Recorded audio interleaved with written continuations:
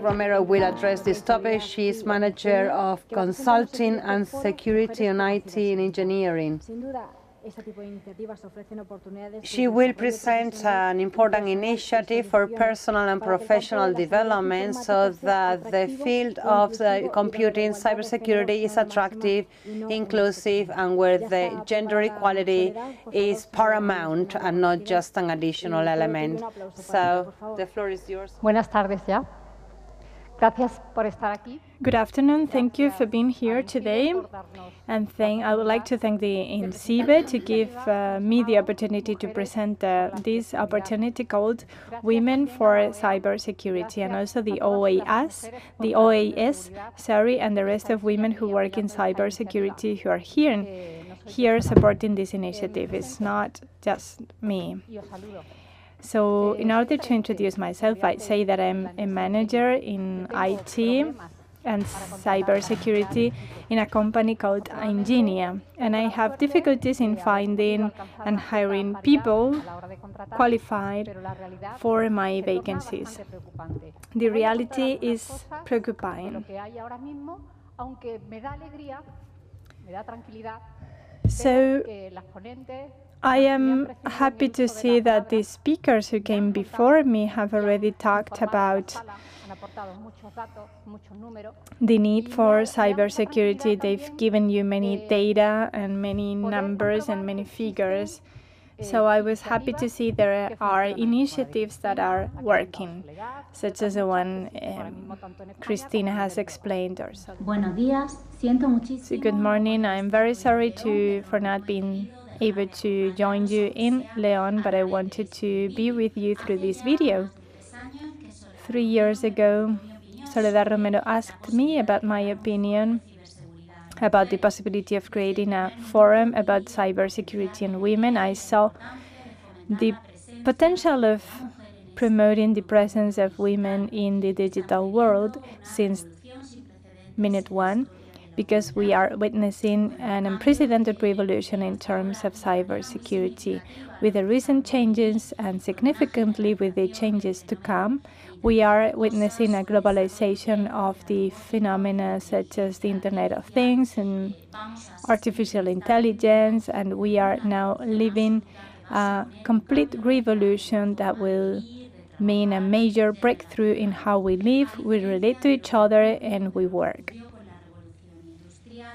Similar to what happened in the Industrial Revolution, that clearly gave more advantages to men over women. But I think the digital revolution will be equal for men and women and will be on equal foot.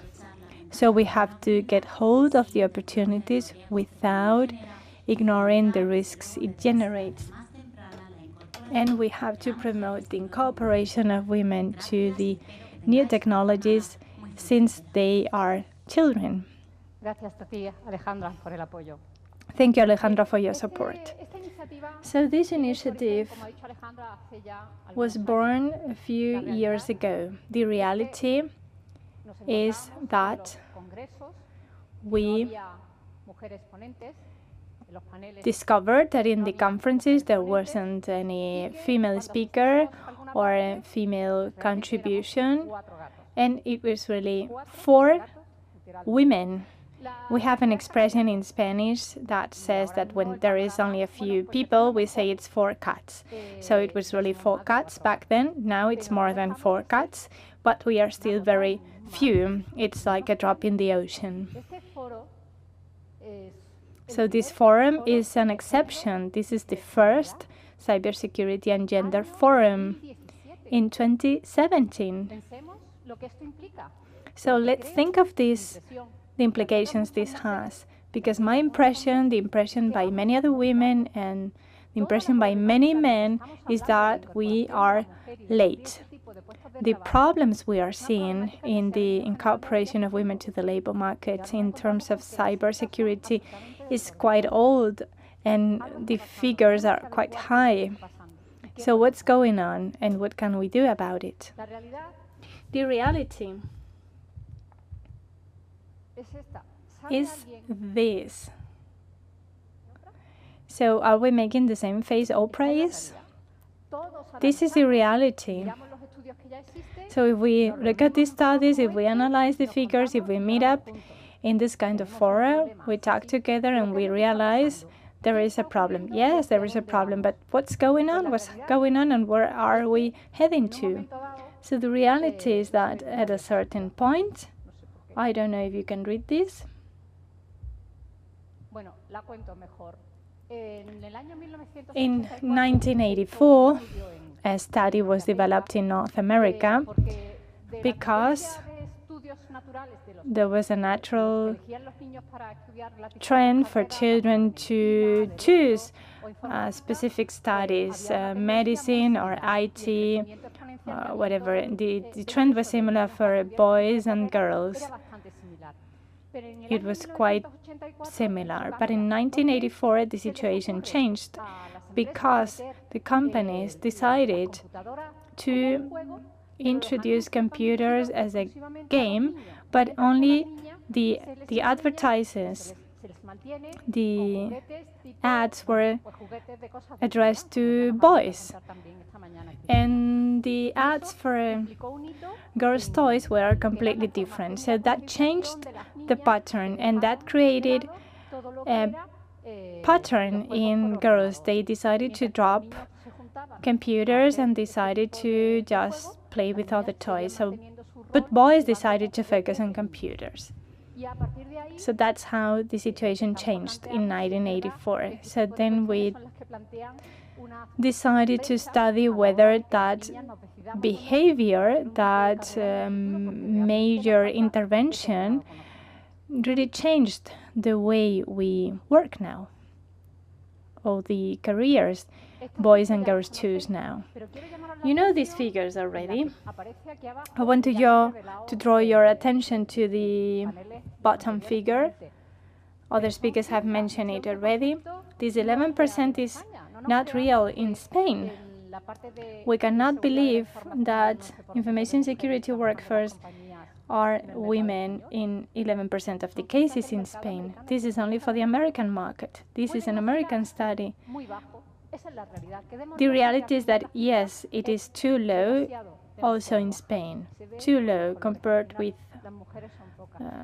men. And here is a comparison. Green is for men and blue is for women. In Europe, it's 7% women in staff of cybersecurity staff in companies. So what can we do? What can we see?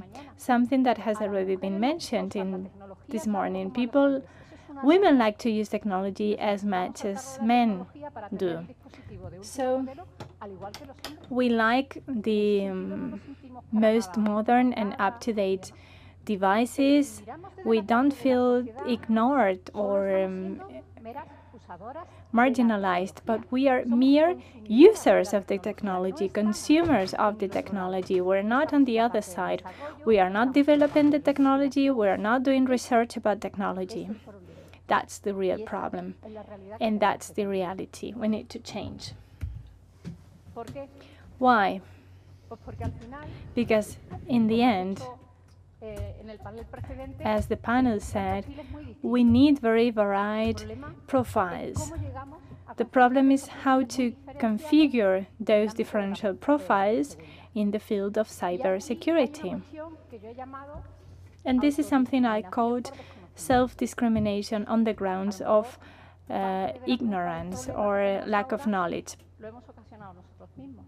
Because we are partially to blame, and we have caused the problem to ourselves and to the future generations. When in the educational curricula that we are using now, we reach at an age in which the teenagers have to choose what to study, or science or humanities, they have to choose it with very few criteria. They are not given guidelines as to what to choose. There is a subject called technology that it's an optional subject in the science branch. So at that age, without any strong criteria. They are choosing between the humanities and the science branch with very few criteria, only based on one optional subject, that is the technology subject. But if we think of the other branch, the humanity branch, the branch in which the future, the entrepreneurs to be, the business owners to be, the ones that they are choosing. In that branch, there is no subject called technology. There is no sub-subject. And the mistake is that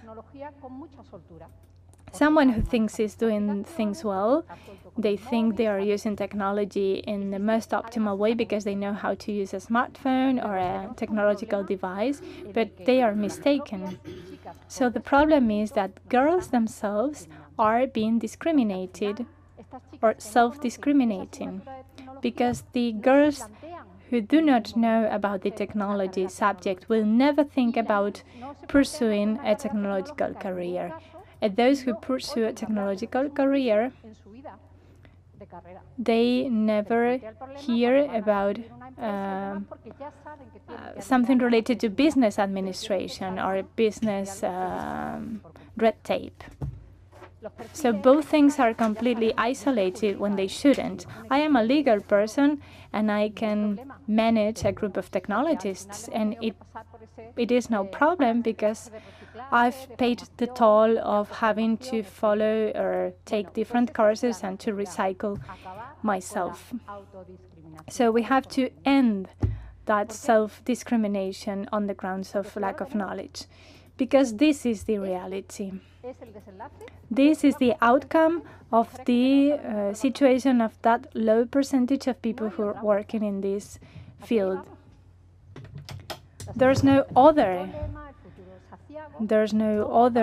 possibility. The future is gloomy, it's bleak. How we're going to reach the targets of the digital agenda, because we need a productive task force. We account for 50% of the task force, and we are not producing in the digital world. So we don't have enough task force for absorbing what we have to. So we are losing economic power. We are losing power in the state, in the managing field, because we're not going to be there. That's the reality. What are the reasons? What are the root causes? You know it already. The false perception that the technological studies are too technical and too easy, and women prefer to do something easy in order to live an easy life. No, it's not that. We have to change that notion. Your daily life in your future, or what's giving you a job, will be a technological career, not a medical career, because you will need to know about technology. You will have to be knowledgeable in technology because the world will be technological. And then acknowledgement or recognition. No, there are no women in the panels in congresses or conferences. We are not the reference model, the role models. We don't invite girls or teenagers, female teenagers, to get to know about these things. We don't pay enough attention to this topic. And then communication. We need a good communication before and after, because in those subjects or in those studies that have nothing to do with technology, people still need to know about the needs for technology and cybersecurity, because technology should be everywhere. So I'm happy because I think we'll have more work in the future. So we have to join together, we have to join up, we have to integrate with each other, we have to stimulate all these things, and we have to draw the attention of the institutions at all levels: national, international, local, regional, the public sector, the private sector. So please, ladies, gentlemen, we have a problem. What can we do about it? Can we do something about it? I'm sure we can.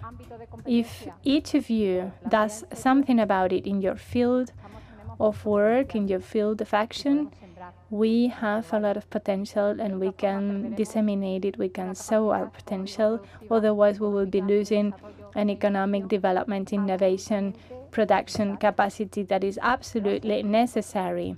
What would be of us? What would be of the future of our children?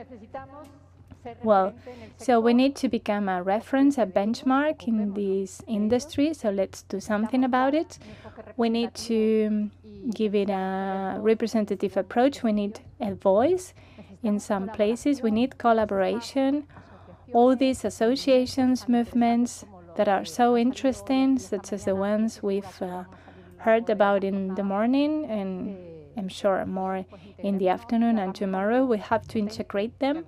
We'll have to collaborate with each other in order to do something powerful at a national and international level. We need leaders. We need female leaders who will be happy to contribute to this cause. We need girls to see this is how the future is, what the future looks like. We need public visibility. We need to be present in the media. And I'd like to thank Sylvia for disseminating these kinds of things in the social media and in all the media. And of course, we need education. From now on, the work has to be done top-down and bottom-up in the institutions and on the ground. So the awareness-raising task belongs to all of us, pertains to all of us. You have to talk about it in your ambience, in your environment, for girls to get to know about this, because otherwise girls will never think that if they, by pursuing an economic career, they will have to care about technology. So that's why we created this initiative. We have to change the perception that women have about technology, that mixing technology, women and security is complicated, and otherwise we'll get this kind of silly things and crazy things. So we need the support, the critical support we need in order to be present in this field. So Women for Cybersecurity was born to stay. We're now beginning to work, but we need support.